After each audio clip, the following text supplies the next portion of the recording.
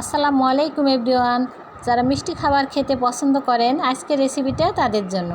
অল্প সময়ে কম খরচে এই জর্দাটা রান্না করতে পারেন। এই জর্দাটা রান্না করতে সময়ও কম লাগে। যে কোনো অনুষ্ঠানে এই জর্দাটা ঝটপট রান্না করতে পারেন। চলেন তাহলে দেখে নেওয়া যাক। প্রথমে 1 কাপ পোলাও চাউল এখানে নিয়ে নিলাম। এটাকে আমি এখন ধুয়ে নেব। এখন চুলে একটা প্যান বসিয়ে দিয়েছি। এর মধ্যে দিয়ে দেবো পরিমাণ মতো পানি।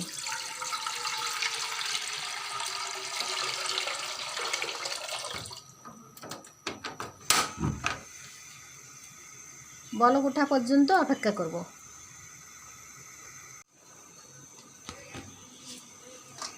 এই যে ধুয়ে নেওয়া আমার হয়ে গেছে।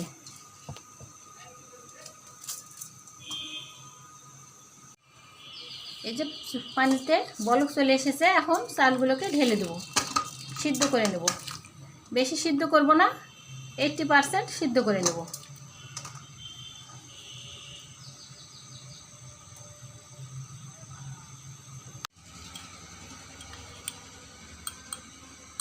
এখন এর মধ্যে দিয়ে দেব জর্দার কালার 1 চা চামচ।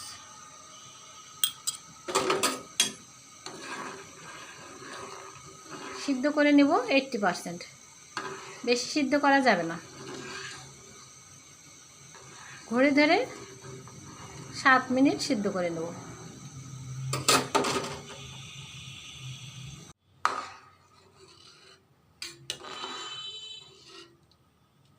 এইট্টি পার্সেন্ট সিদ্ধ আমার হয়ে গেছে। ঘড়ি ধরে 7 মিনিট সিদ্ধ করে নিয়েছি। এখন এটাকে আমি ছাঁকনা দিয়ে ছেঁকে নেব। এখানে একটা ছাঁকনি দিয়ে দিলাম, এরপর ঢেলে দিলাম।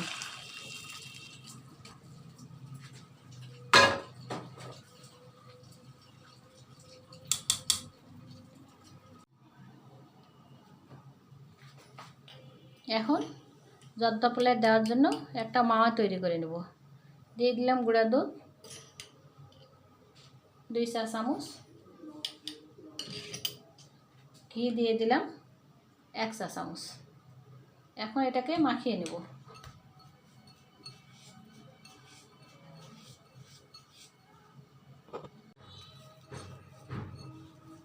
মাওয়া তৈরি আমার হয়ে গেছে। এখন আমি এটাকে এক পাশে রেখে দিলাম।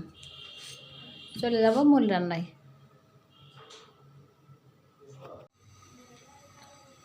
চুলায় তুলে দিলাম একটা প্যানে দিয়ে দিলাম 2 টেবিল চামচ ঘি।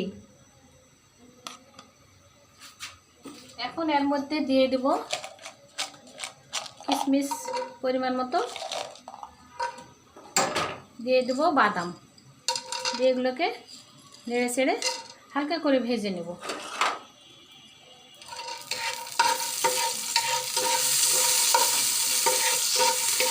আমি কাঠবাদাম দিয়েছি, আপনারা চাইলে কাজু বাদাম পেস্তা বাদাম দিয়েও করতে পারেন। আমার হাতের কাছে এটা আছে, তাই এটা দিয়ে করে নিলাম।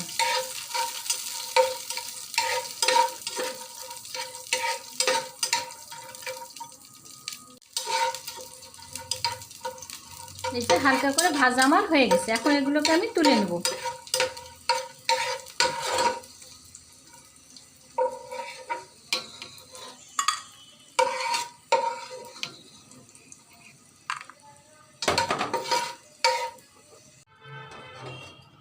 এই যে ভেজে তুলে নিয়েছি। এখন আমি একই প্যানে দিয়ে দেব আবার 2 টেবিল চামচ ঘি।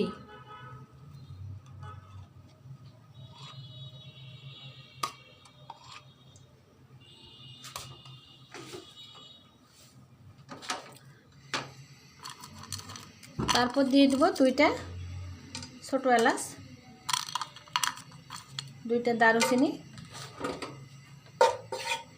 নেড়ে চেড়ে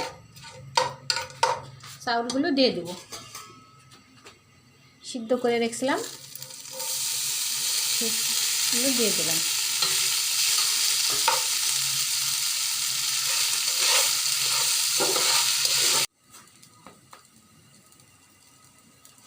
এখন এর মধ্যে স্বাদ মতো দিয়ে দেবো চিনি। যে যেভাবে মিষ্টি খান দিয়ে দেবেন।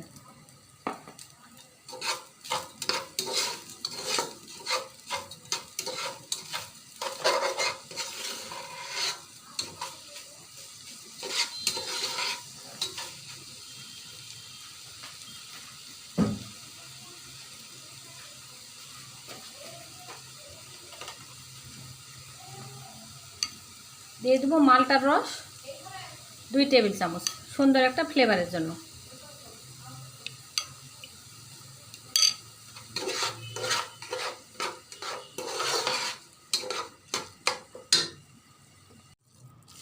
এই যে আমার হয়ে গেছে জর্দা পোলাও। এখন আমি চুলাটা বন্ধ করে দিলাম। এরপর মাওগুলো দিয়ে দেবো।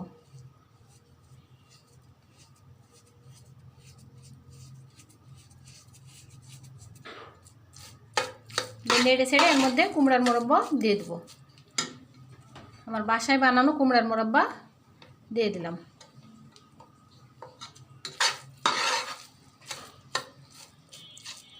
হয়ে গেছে, এখন আমি নামিয়ে নেব এগুলো। এখন আমি ঢেলে দেব।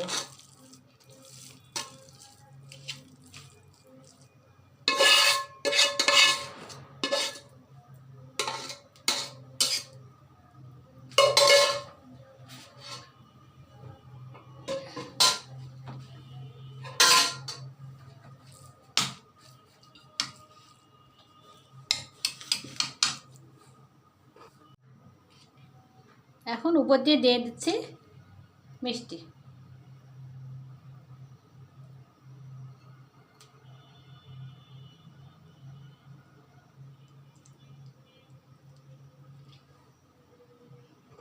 কুমড়ার মোরব্বাও দিয়ে দিলাম উপর দিয়ে।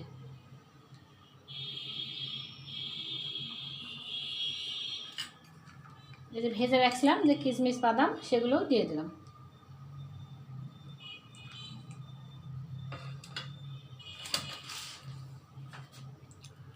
দেখলো তো, খুব সহজে হয়ে গেল আমার জর্দা পোলাও।